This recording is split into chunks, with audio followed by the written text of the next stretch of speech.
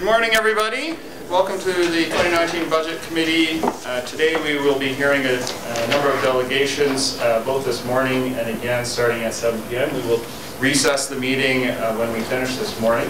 Before we go any farther, I just want to let everyone know that if anybody wishes to provide additional information based on the recommendations of this committee, the recommendations will go to the council meeting on January 28th at 7 p.m.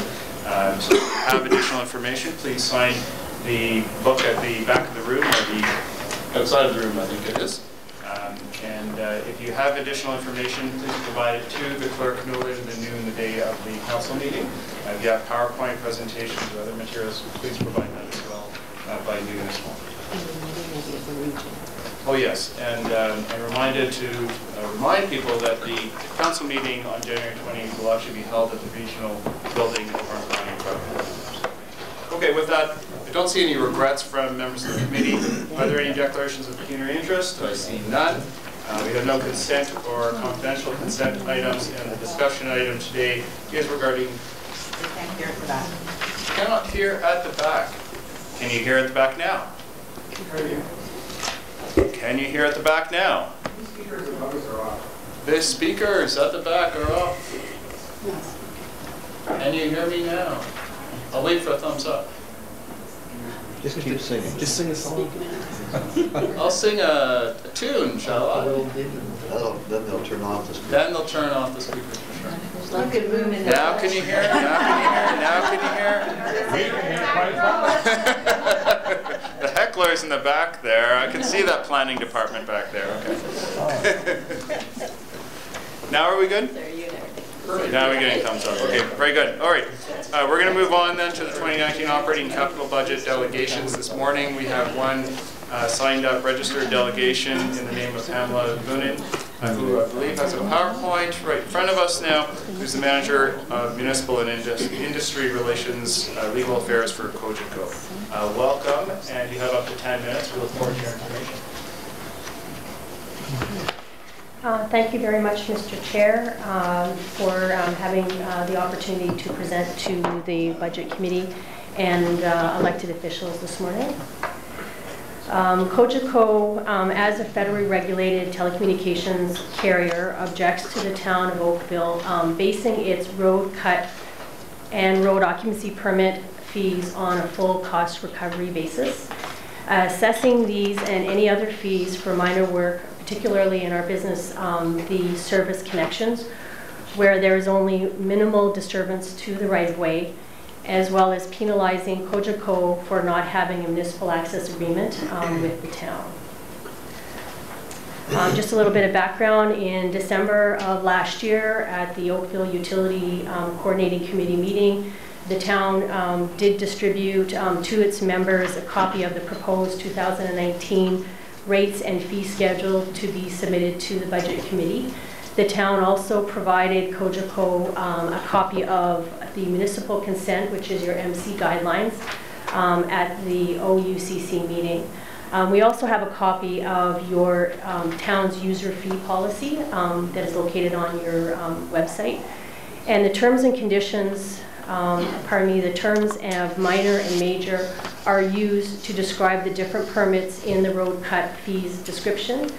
On page 12 of your proposed rates and fee schedule, Cogeco requests that a detailed description of these terms, major or minor, be provided, as well as the proposed 2019 rates and fee schedule penalize the external third party for not having a municipal access agreement. Cogeco has been requesting a copy of the town of Oakville's MAA for a number of years and made further requests at the OUCC meeting. Understanding a little bit of Cogeco's regulatory environment, in Ontario and Quebec, Cogeco provides residential and small business customers with video, internet, telephone services through the two-way broadband networks, as well as a fiber optic services. Cogeco is a federally regulated telecommunications carrier under the Telecommunications Act, a statutory law created by the federal government and is overseen by the Canadian Radio and Telecommunications Commission, which is referred to the CRTC.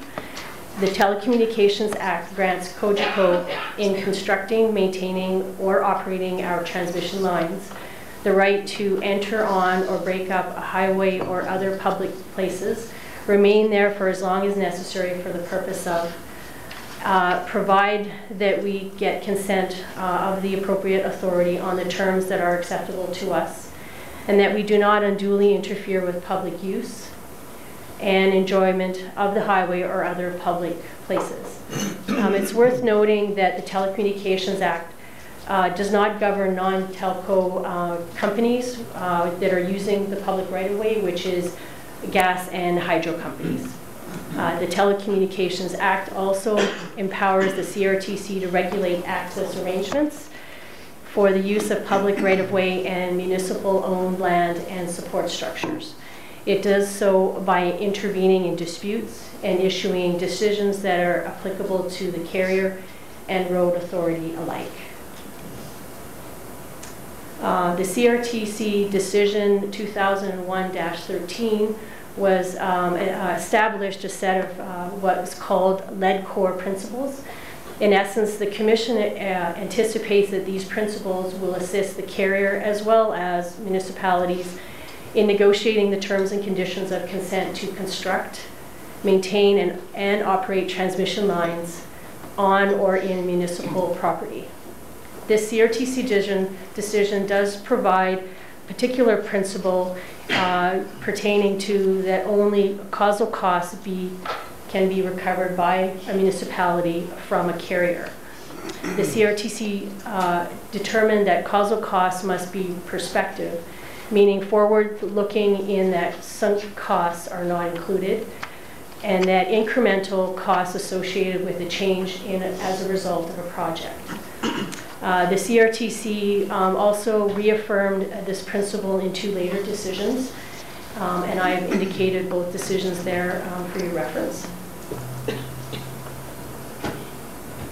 On this table, what we are representing is a distinction between the causal costs and the non-causal costs that are not recoverable from a carrier as found in the lead core decision. So there's quite a few here. I'll just point out a few.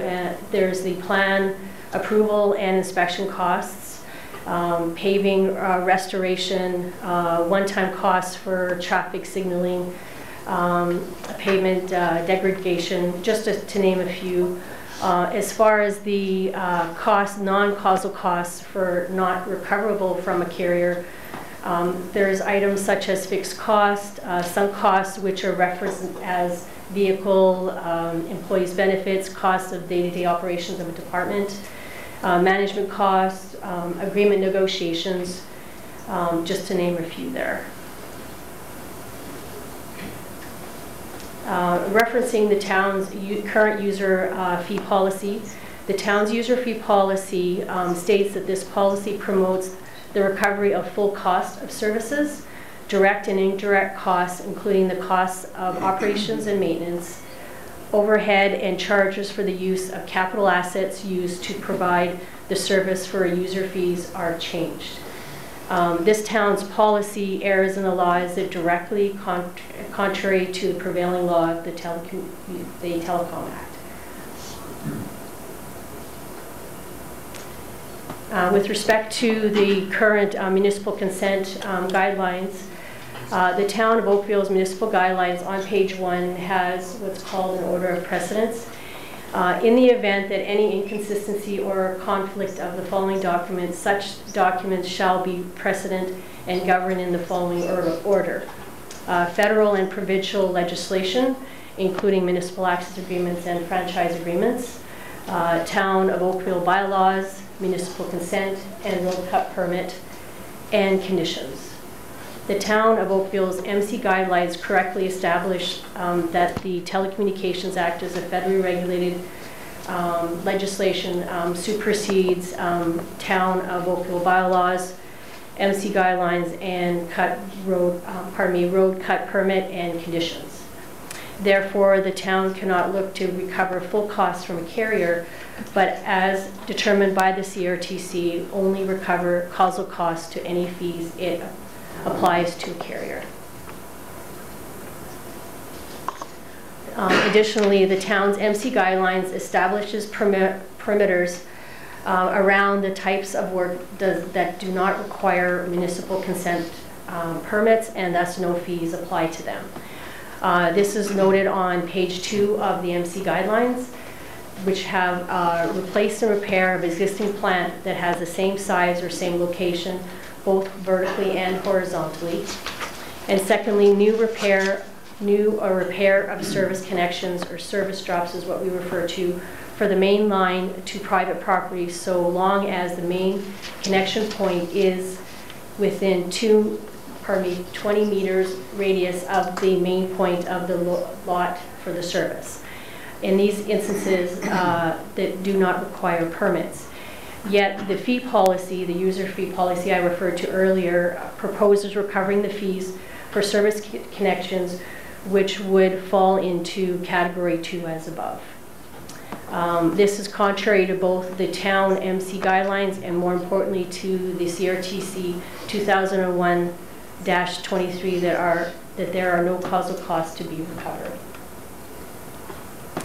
Our position is that the types of work perimeters in the MC guidelines are utilized in the fees policy to identify the certain work that does not require permits and thus no fees apply.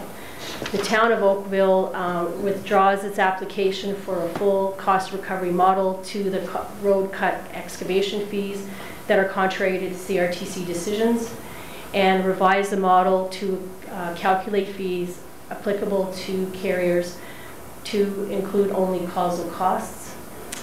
Finally, the town of Oakville includes a description specifically of the major and minor construction activities that are included in the road cut excavation fees in the proposed 2019 rates and fee schedule. And finally, that the town does not penalize Cogeco financially or any other way for not having a signed MAA. The Cogeco further requests that the town provide Cogeco with its form of MAA before the end of January for its review and to enter into meaningful negotiations for the same. And concluding, hopefully I wasn't talking too fast. Cogeco is committed to working with the town of Oakville to finalize an MAA and implement fees and permits that are in accordance with the CRTC decisions that govern the use of the public right-of-way. And I wanted to further mention that Cogeco did have a conference call with the town of Oakville staff regarding engaging in discussions regarding the fees and descriptions as well as the municipal access agreement and the importance of it. Thank you very much. Thank you very much. I appreciate the information. I just want to check with our staff that we can distribute the PowerPoint presentation to members of the committee and members of council as well. Are there any questions of the delegate? We've got a question of staff. Okay, we've got some questions of staff. Is this a question of delegate? Yeah. Yeah, okay, go ahead, Councillor Jeanette. Good morning, thank you for your presentation, Pamela. Quick question, do you have an MMA agreement or the MMA with other municipalities in Halton currently? Yes, from what I understand, we have one with the city of Hamilton. And sorry, I'm in Halton, Burlington. Oh, in Halton? No, in Burlington, yes, we do. And are you satisfied with the Burlington MAA?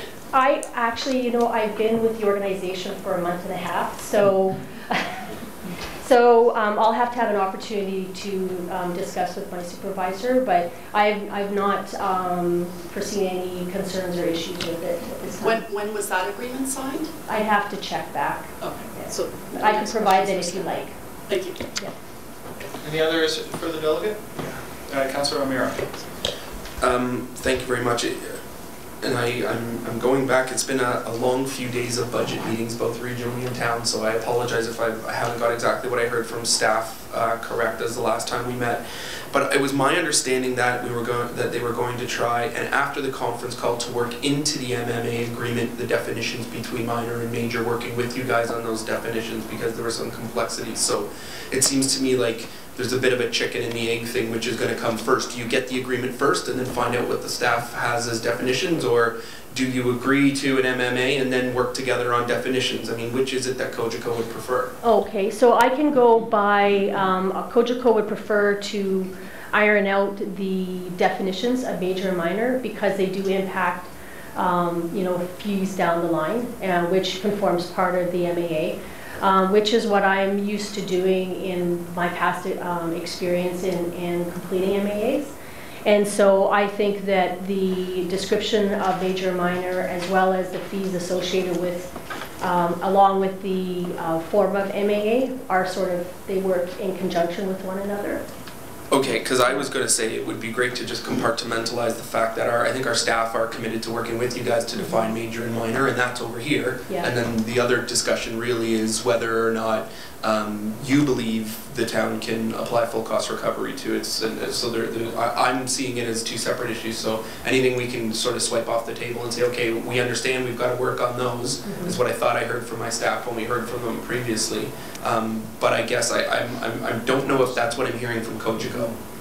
No, we had mentioned over our conference call that we are committed to reviewing and distinguishing the definitions for major and minor, just so that just as long as the appropriate causal fees are defined and they don't impede our ability to do our installation of our service drops that are pretty minor. Okay. So but yes, we're committed to working with staff to get that ironed out.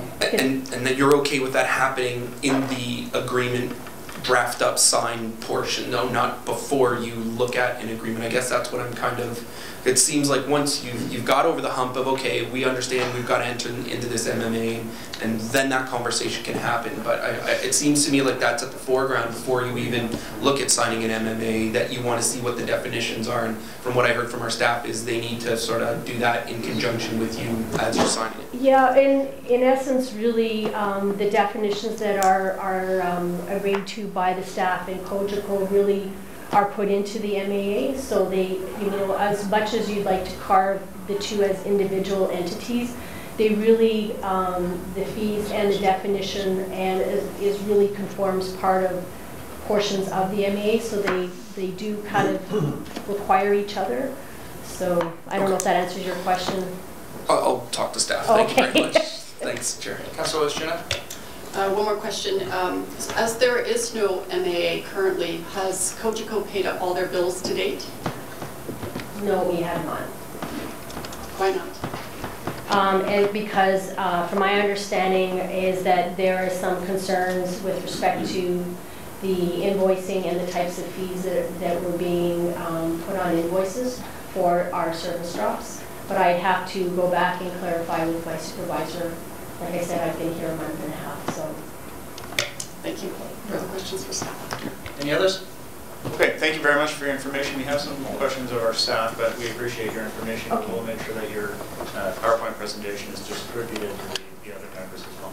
Okay, thank you very much. Thank you very much. And Councillor Elgar, you have questions of our staff? Yeah, just one question to staff. Can they comment on what we just heard? Like, are we in the right, or do we have to change things? Our fee, if we have got fees and we feel they're right, I'd like to know. So I can address that. The fees that we have recommended in the fees, the rates and fees bylaw, conform with our user policy. I would note that our user policy does require full cost recovery.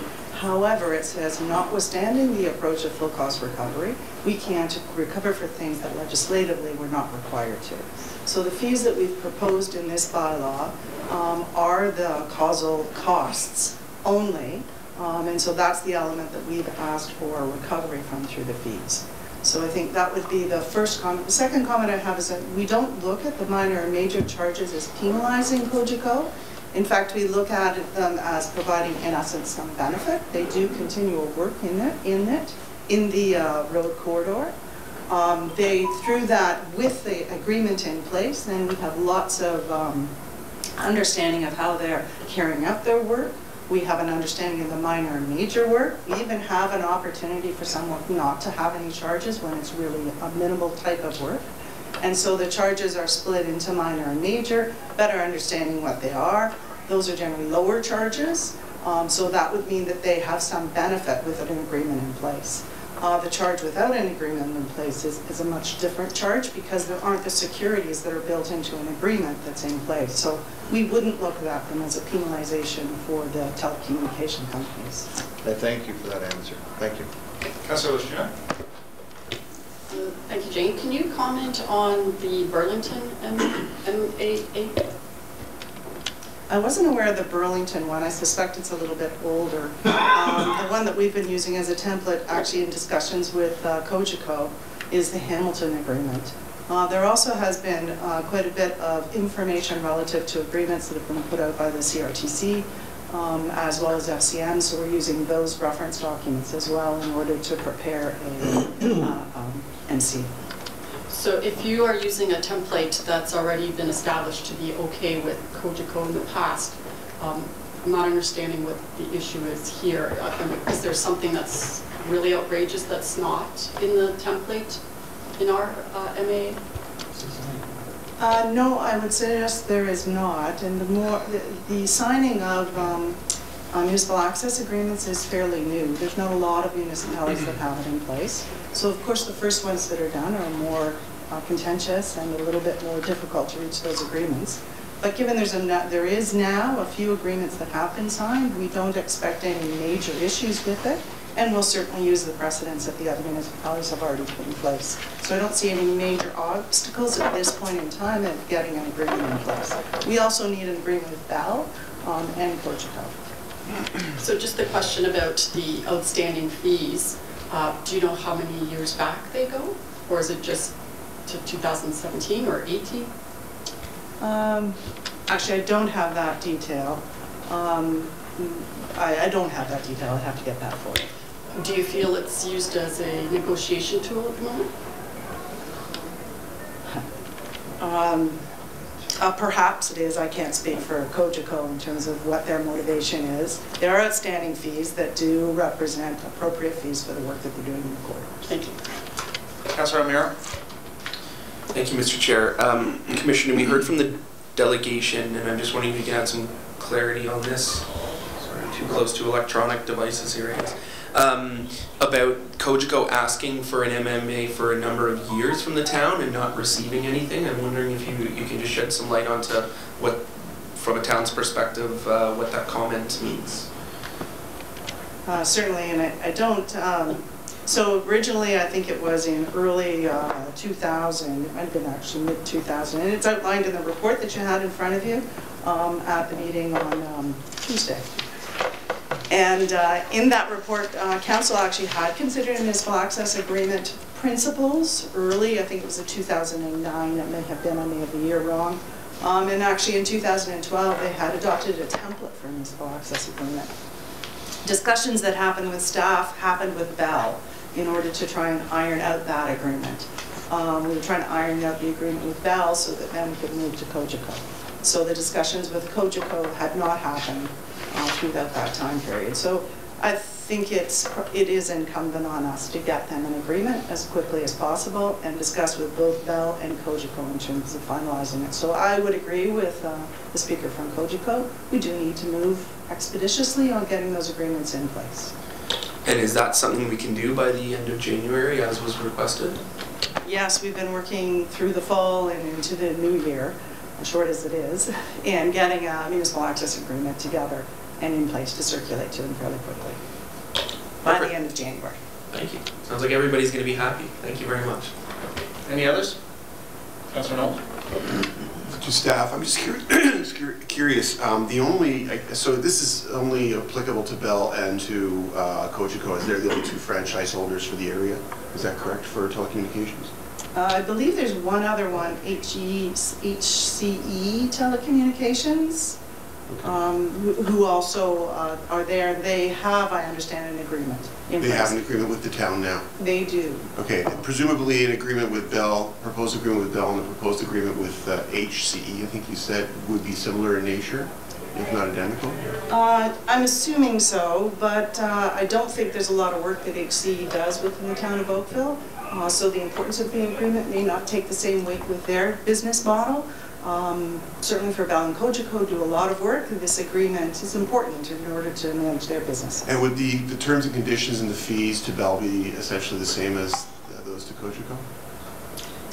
The user fees would be set out in the user fee bylaw, so they'd be consistent across all telecommunications. And the negotiations with Bell at this point, are they raising similar objections to Cogeco's in terms of the regulatory approach and such? No, they haven't been. We haven't heard from, I don't believe we've heard from Bell, and I'm waiting to see if Darnell has a comment on that, but I don't believe we've heard from Bell at all in terms of the discussions that we've had with Cogeco of recent. We have been using we have a utilities group that we meet with on a regular basis. And we have been using that form to speak to them all at the same time in terms of what we're requiring in those agreements. So Bell would be totally aware of what's happening, and they would have had the opportunity to object at the same time? They attended under the same conditions in the communication, or the federal legislation, the primacy details, yes? That's correct. They would have attended the meeting in December. We had Thank you. Very helpful, thank you. Any others? I see none. Thank you very much. Are there any members of the audience here tonight, or this morning, who wish to delegate right now? I don't think there's anybody else. I think everybody else here is members of our staff. Very well. Then, members of the committee, we're going to recess until this evening at 7 p.m. Just so you know, Karen Brock, the president of Oakville Green, said that she probably won't be able to get here until 7:30. We may, therefore, hear our first delegation. If there are others in the audience, we'll hear them. We may need to take a short recess in order to allow Karen Brock to be able to speak at 7:30. Okay? We look forward to seeing you this evening then. Thank you, everybody.